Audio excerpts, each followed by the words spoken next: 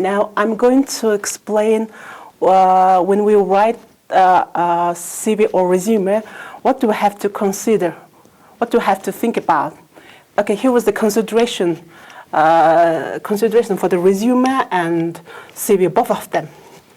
За одоо тэгвэл бид нар CV, resume гэдгийнхаа ерөнхий ялгааг мэддэг болсон. За тэгвэл одоо ингээд CV, resume-гээ бичиж эхэллээ гэж батхад анхаарах ёстой зүйл нь юу вэ гэдгийг багш нь тайлбарлаж өгье. За ингээд хамгийн чухал гэсэн 6 зүйлийг л олж агсаалаа. Энээс хойш бол цаашдаа бол байх боломжтой. Гэхдээ хамгийн чухал гэсэн 6 дээр л цөмөрөө ярилцъя. Okay, the first one. No spelling or grammar mistakes. That is the very important, so you have to consider it very carefully. За мэдээж хамгийн ихэнд бол анхаарах ёстой зүйл болохоор үг үсгийн болон дүрмийн алдаг байх хэрэгтэй. Бид нар мэдээж CV-гээ, resume-гээ англи дээр бичээд явуулах гэж байгаа гэж бол ойлгоно. Тийм учраас үг үсгийн алдаа, дүрмийн алдааг байх хэрэгтэй. За энийг бол хамгийн түрүүнд маш анхааралтайгаар бодож үзэх, шалгаж үзэх ёстой зүйл чинь. За дараагийнх нь next one. Use reverse chronological order. Okay, what is the reverse? Reverse. За он дарааллын хувьд за reverse гэдэг маань уруу он дарааллыг ашиглана. За бид нар Монгол дээр бол жишээлбэл анкет ч юм уу бичгтээ бол төгссөн сургуулаа бол жишээлбэл 10 жилийн хамгийн ихэнд бичээ, дараа нь бакалавр сурч исэн түүхээ 2 дугаарт нь бичээд, за сүүлд нь магистр сурч исэн бол ингээд хамгийн сүүлд нь бичдэг тийм ийм он дарааллаар явдаг. Гэтэл англи дээр CV юм уу resume бичих гэж байгаа бол яг үүний эсрэгээр явна. Тэгээд нөгөө reverse гэдэг энэ уруу гэж хэлээд байгаа. Өөрөөр хэлбэл хамгийн сүүлд эзэмссэн одоо жишээлбэл боловсрал дээр авч үзэх юм бол хамгийн сүүлд ямар боловсрал эзэмссэн бэ? Тэрийг хамгийн ихэнд бичих нь шүү дээ. Жишээлбэл магистр сурч ирсэн бол хамгийн ихэнд бичигдэнэ. За дараа нь бакалавр сурч ирсэн бол 2 дугаарт нь бичигдэнэ. 3 дугаарт нь 10 жил сурч ирсэн тухайгаа бичдэг ч юм уу тийм ээ. Иймэрхүү маягаар бүх зүйл нь уруу он дараалалтай явна шүү. Ажлын туршлага, боловсролын туршлага дандаа яг ийм уруу он дарааллаар байрлуулж бичнэ гэсэн үг. The next one. Make it specific to the job you want. Not one resume or CV for every application. That's essential. За дараачийн мөн анхаарах ёстой их чухал зүйл бол яг тэр хүсэж байгаа ажилдаа зориулсан resume юм уу CV-гээ бичнэ. Манай хүүхдүүдийн бас нэг сул тал юу вэ гэхээр нэг CV ч юм уу нэг resume-гийн resume биччихэл тэрийгээ одоо ямар ч хамаагүй байгуулгаар ингээл илгээчдэг. Ерөөсөө тэр нөгөө нэг тухайн ажилд зориулсан тусад нь ийм resume юм уу CV илгээх ёстой гэсэн үг шүү дээ. Түүнээс нэг CV бичил олон газрууд руу илгээх нь бол гэсэн үг биш. За энийг бол ерөөсөө маш сайн анхаараарай. The next one. Be as concise as possible. За аль болохоор товчхон байх хэвээр тодорхой байх хэвээр. Өөрөөр хэлбэл чиний CV, resume-г аваад материал дээр шин танилцж байгаа хүн олон хуудас зүйлийг уншаад тэднэртэй наривчлан танилцах цаг хугацааны бол боломж байхгүй. Тийм учраас аль болохоор товч тодорхой байх хэвээр.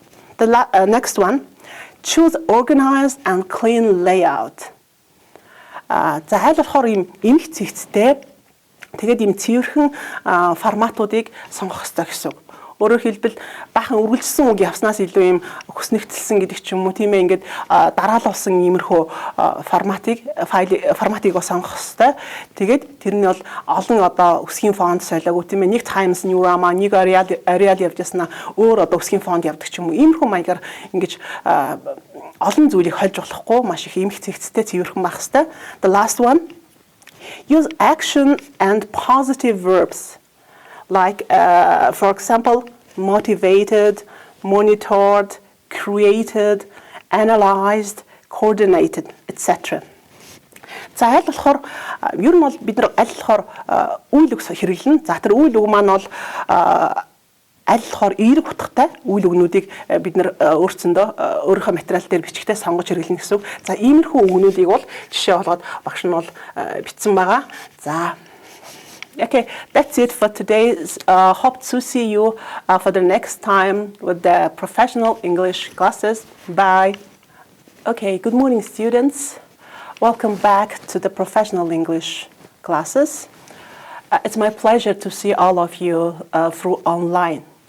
Okay, let's begin.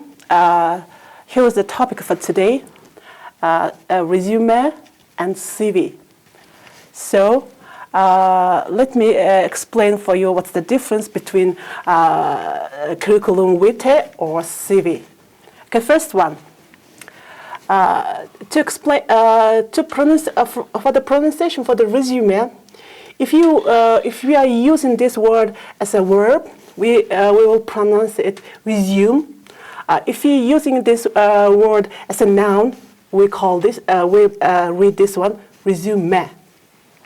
За өнөөдрийн хичээлийг tomorrow бид нар CV болон resume бичих гэсэн мэргэжлийн англи хэлний хичээлийн хөтөлбөрт орсон хичээлийг тайлбарлах гэж байна. За үгний дуудлагын дээр тайлбарлахад бол за resume гэдэг үгийг бид нар үйл үгийн утгаар хэрэгжилж байгаа, үйл үг үргэлжлүүлэх гэсэн утгаар хэрэгжилж байгаа бол бид нар энийг resume гэж дуудана. Харин энэ үгээ бид нар noun буюу нэр үгийн утгаар хэрэглэх гэж байгаа бол resume гэж дуудана. За бид нар тэгвэл өнөөдрийн хичээлдэр энийг resume гэж дуудаад явах нь. За одоо хоорондынх нь ялгааг тайлбарлая. За curriculum vitae за бид нар үүнээс хойш энэ үгээ бид нар ингээд товчилсан хэлбэрээр нь буюу CV гэд нэрлээд явна. За resume. За энэ хоёр үгний origin буюу гарал үүсэл нь. Okay, curriculum vitae comes from the Latin word which means course of one's life, and resume comes from the French language. It means to summarize.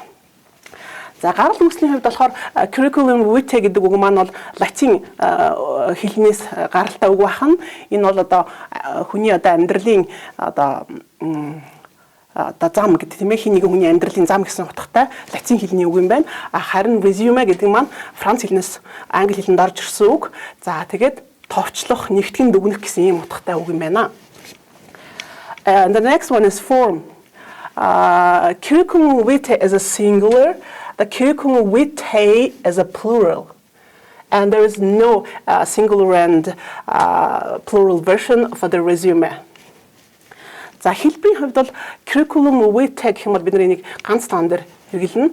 Curriculum vitae гэх юм бол олон тоон дээр хэрэглэгдээд явна. Харин resume гэдэг үгний хувьд бол ганц олон тоо гэсэн зүйл бол байхгүй байна. The next one is goal. Okay, here's the goal for the curriculum vitae or CV.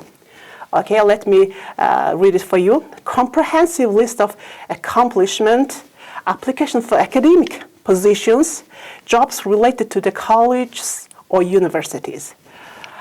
For the resume, that's the opposite of the curriculum vitae.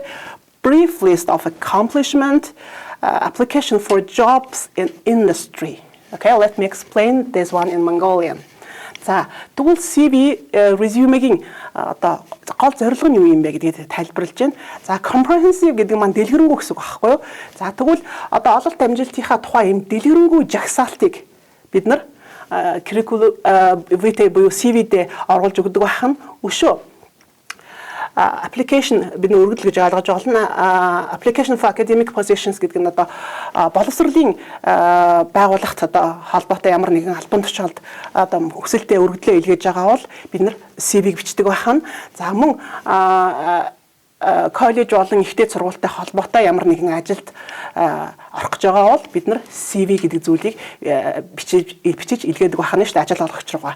За харин resume гэдэг нь болохоор the brief list of accomplishment, application for jobs in industry. За тэгвэл харин resume гэдэг маань зорилго нь болохоор энд бол дэлгэрэнгүй жагсаалт байсан бол resume дээр одоо бол товч жагсаалт. Гэхдээ юуны товч жагсаалт байх вэ гэхлээр одоо ололт амжилт гаргасан ололт амжилтынхаа тухай юм товчхон юм жагсаалт явах нь эсвэл одоо үйлдвэрлэл хөдөө аж ахуйтай холбоотой ийм ажилд өргөдөл гаргаж байгаа бол бид нар resume-гээ илгээдэг байна. За ингээд зорилго нь бол энэ. The next one is length. CV is a very quite long. 3 and more pages are fine for the CV. But for the resume, it should be short.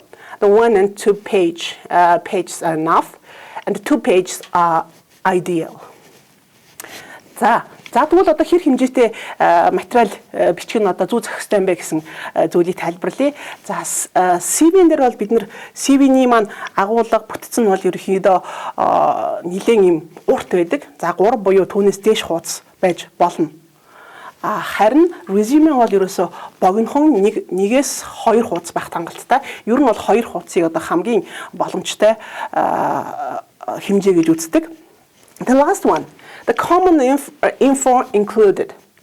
For the CV, we have to include contact info, education history, work history, research accomplishments, scholarships, volunteer works, or community service. For the resume, we have to include the contact info, and then we have to include objectives, and then we have to include the work history, skills, and qualifications related to your work. Okay? За ямар мэдээллүүдийг энд оруулсан байвал одоо зүү зохистой юм бэ гэдгийг багш нь тайлбарлаж өгье. За ерөнхийдөө CV-нд бол за мэдээж харилцах хаяг хувь хүнтэй холбоотой одоо утасны дугаар, мэйл хаяг гэдэг ч юм уу иймэрхүү мэдээллүүдийг бол оруулж өгнө хамгийн ихэнд. За боловсролынхаа тухай оруулж өгнө. За ямар боловсрол эзэмсэн юм бэ гэдгийг энэ дэр дурдна. За мөн ажилласан туршлага байгаа бол тэрийг оруулж өгч болно. За одоо мэдээж нөгөө боловсролын байгууллага руу бид нэр холбоо CV-гээ илгээдэг гэсэн учраас нөгөө нэг хэрвээ судалгаа хийдэг бол тэр судалгааны чинь одоо үр дүн, ололт амжилт юу байсан тэрийгээ дурдж өгөх нь бол CV-нд маш чухал. За дараа нь scholarship буюу ямар нэгэн тэтгэлэг авч ирсэн бол тэрнийхээ тухай дурдж болно. And also бас дахиад сайн дурын ажил хийж ирсэн бол CV-ндээ энэ тухайгаа оруулж өгөх нь бол маш их чухал байдаг.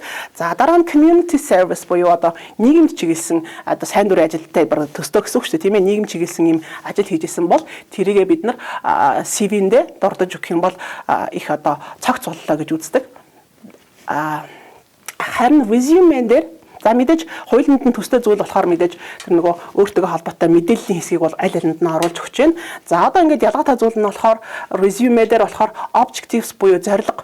Яагаад одоо тухайн ажилд өөрийгөө тэнцэнэ гэж үзэж байгаа юм бэ? Ямар шалтгааны улмаас материалаа илгээж байгаа юм бэ гэсэн энэ зорилгоо тайлбарсан зүйл чинь resume дээр орж ирнэ. За бас мөн ажлын туршлага мэдээж их чухал. За ажлын туршлагаа оруулж өгнө. За бас мөн ажилтайгаа холбоотой ямар нэгэн нэмэлт ур чадварууд байгаа бол тэрийг resume дээр оруулж ирдэг байна шүү дээ.